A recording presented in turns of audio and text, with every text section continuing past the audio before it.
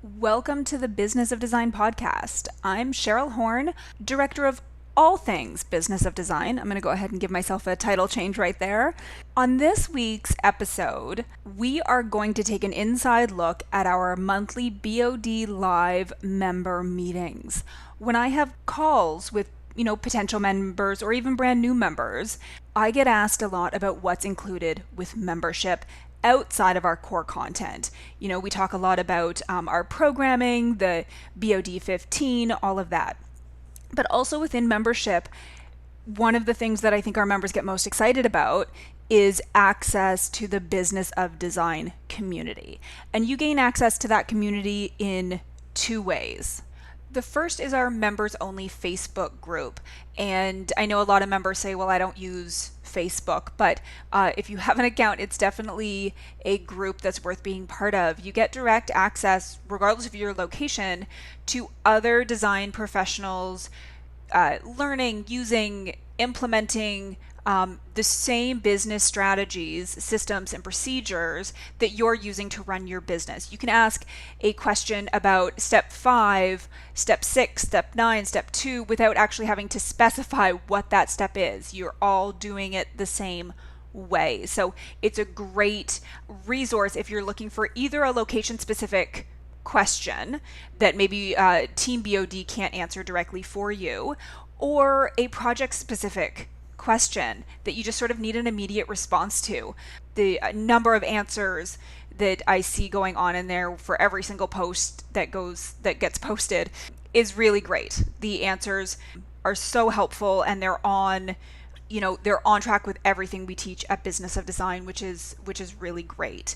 And so often, actually, that's how we end up with a lot of our podcast topics. We see conversations going on in there, and I'll reach out to a member saying, this is a conversation that the whole design industry needs to hear. So how about you jump on a call with Kimberley and let's have that conversation and make it available to everyone. So that's one way, and that's great for like spot coaching. You can get immediate responses, especially if you just had a job site issue that came up and you just want immediate feedback. If you just need to vent, if you need to share a success, that's actually one of the great things I love seeing going on in there, when somebody just like, I just, charged for my first consultation. I just got a huge retainer check, things like that. It's great to see that going on in there. But the second way that you gain access to our community is that we do a monthly meeting. So we used to do webinars where it was more seminar based, and now we open it up. It's a Zoom meeting. You see everyone face to face. Everyone unmutes and has the conversation, live once a month. Sometimes we have dedicated topics. Other months we just, have open conversation. Anything you want to talk about, project issues, client issues, how you do something, get clarification on any of the BOD systems. But we sort of wanted to share a little snippet of what we talk about in these conversations. So this meeting that just happened, this was actually, about an hour and 15 minutes. This is going to be about 20 minutes out of that. So you can see how the conversation grows from here. So if you want to get in on these conversations, meet other design professionals, using the Business of Design systems, it's a great reason to become a member of Business of Design. And if you're already a member, please join the Facebook group, join us for these live meetings.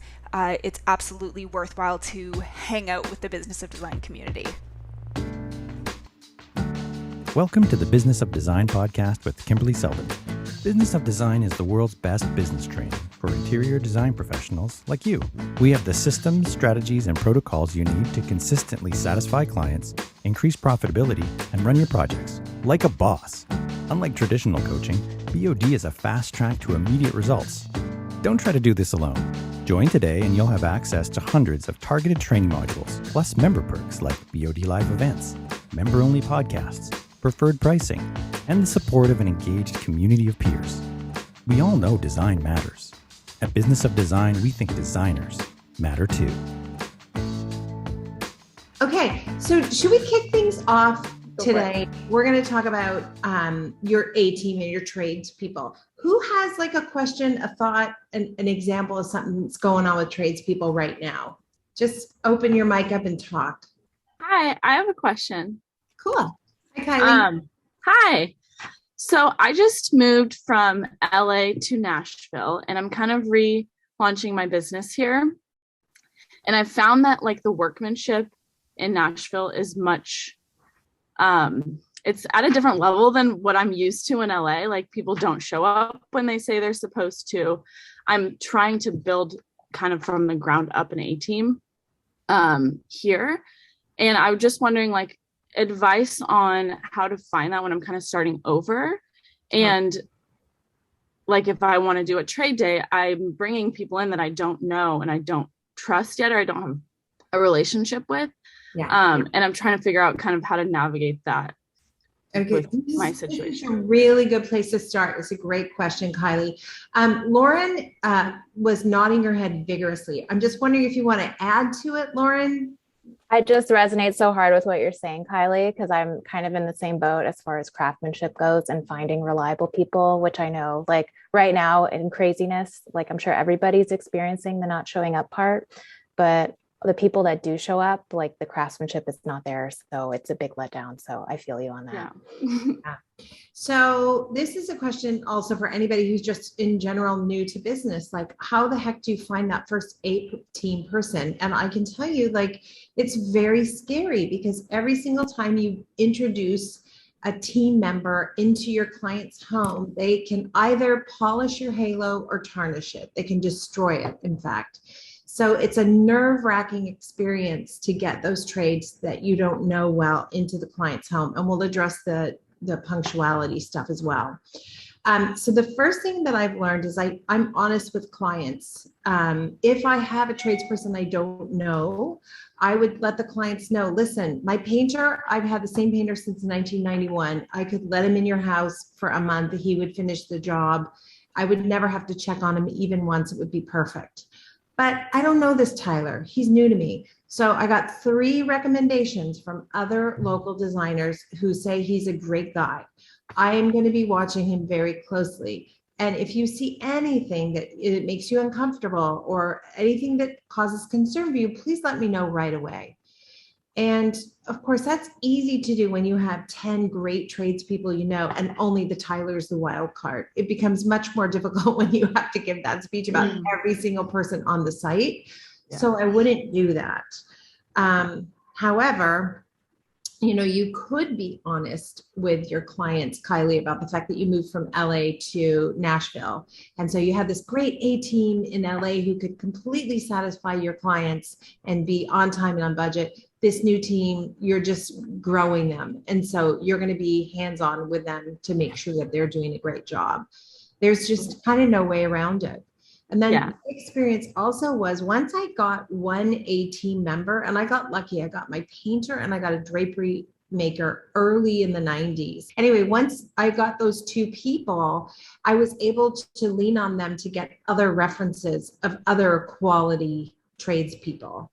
So on a new job, let's say, Kylie, you're going to have 6, 7 different trades. If you even get just one, you're really in a good place. The second thing I would say is if I moved to a new city right now and I had to start over, I would not be adverse to throwing money at the problem.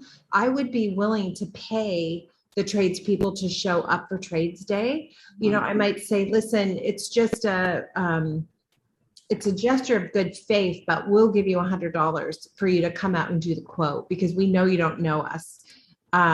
So you risk losing that $100 for sure. Or you risk gaining someone who's like, oh, wow, she means very serious business and she's going to protect us. So any other thoughts, guys, on that situation? I do have a quick question, if you don't mind. I'm just wondering, you know, if you are starting out with all these new people, then you have to watch them like a hawk. So that ups your hours on the job site because you're checking in on them more often. How do you kind of pass that on to your client without making them feel ripped off? Kind of like, oh man, I should have picked someone who had all of this in the bag because this is costing me extra. Like, it's a really good question, Jackie, because again, if you go back to the example where you have 6 or 7 trades that you know and trust, there's a certain level of project management that has to happen because you're the project manager, right? Like even if the trades think they're the project managers, they're not the project manager. You and I both know it's not going to get done the way you want it to. So, and then if you're checking on that one person, that amount of effort and therefore fee to the client is pretty reasonable. But what happens in Jackie's scenario when you've got all new trades? In fact, how would I handle that? You never want to give the impression you're going to do all of that for free, but maybe I would kind of mitigate those extra checks a little bit as I'm billing the client for additional hours. One of the things that might be helpful though, is to say like every single Tuesday we do project site checks, and that those are the days that you bill. And then if you have to check on the new trade on Wednesday and Friday as well, maybe you don't bill for that. And you just let the client know, like, this is me just being extra cautious that this person is on track. Good idea. Thank you. Good questions, guys. Well, welcome to Tennessee. I was going to say that is for you, Kylie. That's we have that problem. I'm down the road in Knoxville. One of the ways I think it is, yeah, it's, I'm sorry it's that way. It just is. We have a ton of those groups on Facebook, like Nextdoor. The Nextdoor group might be in your neighborhood. I peruse that occasionally when I'm looking for someone new, because believe me, the public is quite vocal about who did a great job. And if you just kind of search in the search engine for electrician, you know, because somebody will ask on there, who has a good electrician? Now, I never comment on them, but I creep on all the people. And if someone says they have an amazing electrician, I'll kind of make a note of that. And I just keep a list of all the electricians, all the carpenters, or especially I keep a big no list. And, you know, you take it with a grain of salt, but of people who we obviously don't want to jump in bed with. And you'll read a lot on those. And the mom Facebook groups too, if they're the mom groups or the neighborhood groups, just Facebook, they're always asking those questions. And I've found that to be a wealth of information when I'm looking. But go with the expensive one, hopefully, and cross your fingers that they're, you know, besides just going to trade showrooms and asking them who do I need to know? Yeah. Who do I need to know in town? And hopefully you'll run across somebody really nice in a trade showroom, like your tile place, or because I'm sure you're going to be investigating all those sources now. Yeah, in your work, you know, even just the fabric store, you can ask about seamstresses and stuff like that. So I think that is one great thing about the South. People are willing to share. So thank you. I appreciate that. That's very helpful. Those were great ideas. Those are great ideas. Lauren, you had your hand up next. Yeah, I just thought of something after Kylie's question, but I'm actually in a similar situation where I'm wrapping up my first full service project, thank God. But I will say I had about 6 to 7 trades and 6 of them went south on the project. So definitely interested as far as like how you handle making things right when a trade messes up. The conversation that happened following that question, we do need to keep private for Business of Design members. So if you're a member of Business of Design, you do have access to the full recording within your member dashboard. So be sure to check that out. So you've just got to keep, you know, hammering away until you get to those people who are really good at the thing. And then when the client asks me if we do draperies, for example, absolutely. You know, is your drapery guy affordable? No. Super expensive, but he's the only one I work with. If you want to find a different drapery person, I'll buy you the fabric and you figure it out, right? But eventually you get to the point where, in fact, we were talking about for the retreat, one of the topics we're going to talk about is standards. What are my standards for projects? One standard is I only use this particular tradesperson for this task. I only use top of the line Benjamin Moore paint, or, you know, things like that. So like on trade day, would you suggest bringing multiple trades in? Obviously I can section them out and schedule them at different times. But if I don't know I have a painter actually, but if I don't know a tile guy or a cabinet person. You can be very busy at trade day. Right. So one electrician comes in the morning and one comes in the mid-afternoon, and hopefully they don't cross over. Yeah, of course. Trade days, I feel like I have to wear runners, and I'm like running from room to room, upstairs, downstairs. Wait a minute, don't have a conversation without me. I'm coming. Give me 5. You know, it's insane. Okay, thank you. Yeah, I'm just now implementing the 15-step process. So I haven't done a trade day yet. That's why I'm trying to figure it out. I'm excited to try this out. So fun. I love trade day. Princess. Hi, Kimberly. How are you? I'm good. How are you? This is so weird. Why don't you know everything? You work for us. Well, I don't know everything, which is why I'm here, but I do have bits that I feel are worth sharing. I left Toronto, so I'm in Canada, and I left Toronto 4.5 years ago, and I had a really busy interior design practice there, and I moved to Elora, which is a beautiful, picturesque little village about 2 hours away. So moved here, and then I started having people reach out to me about working for them. And I was in the same boat. I didn't know who are the good guys, who do I reach out to? And I started by visiting showrooms, like what someone else commented on is, so heading to the best cabinetry showrooms in town, heading to the best tile places, the best plumbing stores, talking to the other designers in town. Like I found for me, putting myself out there and just introducing myself and being like, hey, this is me. This is what I do. Who's got a good name in town. And then once you get some names, I actually met with most of them for coffee before inviting them to trade day. Like, it's half an hour of your time. It gets you out of the house, which for me with 3 kids was a welcome change. And, and you have conversations with these people and you let them know, like, this is what I'm doing. This is what I'm going to offer you. I have big projects. I'm going to have great clients. Are you interested in working with me? Tell me more about what you do. And you can pretty quickly through those conversations vet out who's just telling you what you want to hear versus who has experience, who's been doing this for a while, who's made a good name for themselves. So I found actually having conversations with them on a face-to-face level before inviting them to trade day was helpful to vet out the ones that I just knew weren't gonna cut it. If I want to forge a relationship with a tradesperson and I want them to see who I am and what I have to offer, then they feel comfortable and they don't no-show on me. Like, I've heard of that happening. Luckily, I haven't had it happen to me, but yeah, I don't know. I just think there's a piece about the human connection too. Like, I mean, maybe I'm a bit wavy gravy, but, and I'm sorry to hear these people are just not showing up, because that would be very frustrating. But I think if you sort of create a relationship in advance, I feel like that helps you head into your trade day. At least you know who they are, what they like in their coffee, and when you move forward. Such a good point. You don't want to be opening the door on trade day and saying, and you are who? Yeah. Who are you?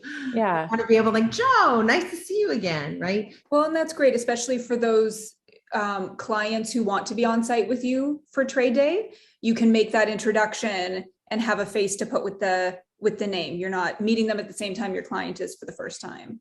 Yeah, which paints a different picture for the client as well.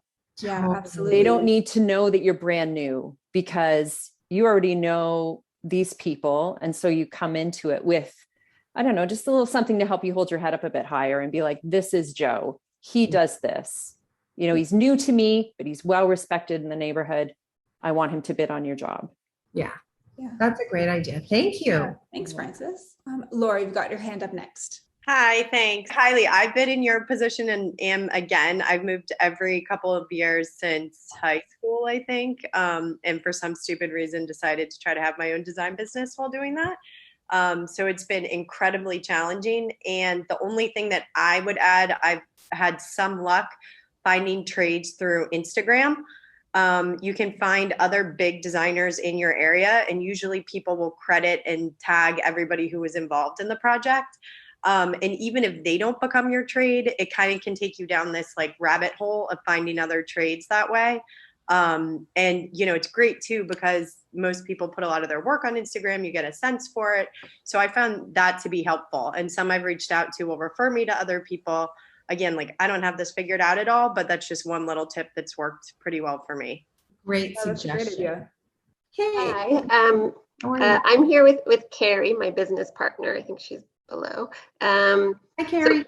So, Carrie and we follow the 15 steps. I think we do a really great job at it, except for trade day. Trade day has been like, we can't figure it out. We have a really great list of trades that we work with, and they're all amazing, but they don't want to do anything unless there's drawings. So we find that trade day, if we do it, it gets pushed until after step 5. And we have a hard time getting anyone in the door to commit to pricing until they have a well thought out, executed set of plans for what they're going to be doing. So Veronica's in Toronto as well. So I promise you there's a way to do trade day in Toronto because they do them all the time. And I also promise you that if they're not used to it, of course they're pushing back, but you want to avoid being in a situation where the plumber is telling you how to run your design business. So one of the most important things about trade day is we're going to skip ahead in the meeting one more time as we did a pretty deep dive into the specifics of Step 3 Trade Day as well as the Trade Partner Agreement. Again, Business of Design members do have access to the full recording and it's available within your member dashboard. So I just can't imagine not doing it. So I would say, Veronica, whatever it's going to take to get your guys to try it just once, $50 Starbucks, or everybody's going to get a bottle of Patron. Whatever it takes, I just want you to do this one time for me and let them see how much more clear and concise your drawings are, and your quote requests will be so much more accurate. And then the pricing is easy because we know. Okay, we're going to do it. Carrie, we're going to do it. I'm so excited. I wish we could follow you around with a camera like a reality show. Andrea, you've got your hand up next. I am a new business owner as of about 2 to 3 weeks. So I'm really excited to be here. Can you imagine being brand new to business and be already having process and system top of mind? Wow, that's amazing. I'm very excited. And I have to say that I've been working for many years for a firm that had no system. So the fact that I found you, it was like someone finally saw me for the first time. So I'm psyched. So I have a couple questions because my background is primarily large new builds. One question is, what if I, as the designer, am part of a contractor or architect or engineer's A team? So oftentimes I will get a call from them. I'm part of their A team and they want me to come somewhere and talk to their client first. As long as they're paying you for that, does it feel good? I mean, you're not going to go do that. You can't go do that for free. Well, right. But then we're also asking our trades to come to our trade date for free. Are we not? It's different. If you're bringing them the job, okay, I see what you're saying. They want to use you as trade day. Well, okay, here's the line in the sand for me. 100% of my trades get the job following trade day because I've already got the job. By the time I get to my trade day, I'm hired. I've been hired to do the project. So they're going to get the job. Right. Is that the case here? Is yes. it guaranteed that you're going to get the job being paid for your hours? I don't know how that works because. So far, currently I have this one contact, just in the past 2 weeks, 3 jobs, I have them all. Okay. So you'll just manage and see that, and if that's the case, if you're getting 100% of the jobs, then I guess it makes sense as long as they're meeting your requirements for fees and stuff like that. Mm-hmm. Okay. Cool. Yeah. Well, thanks everyone. Thanks for sticking around. I know we've gone overtime quite a bit. I mean, it's just crazy. I feel like I know so many of you. It's so awesome. Thank you, everybody. It was a good conversation. Yeah. Be well, Cheryl. Is there a BOD Live in December? Wait, it's November. November would be the next month. November 24th. I just posted that to the website, and because it's at the end of the month, I'm not sure where we'll fit in one for December because I know so many people take off, a few weeks over the holidays. So maybe it'll just be a quick touch point, sort of mid-December, sort of sharing goals for the new year. Last year, November 24th will be the next one. Okay, good. Everybody be well. Thank you. Take care. Bye, everyone. Carol, thanks, Janine. Thanks. Bye, guys. Thank you for being part of the Business of Design community and supporting BOD's mission to improve the industry one design business at a time. It's time for you to take the next step and join Business of Design.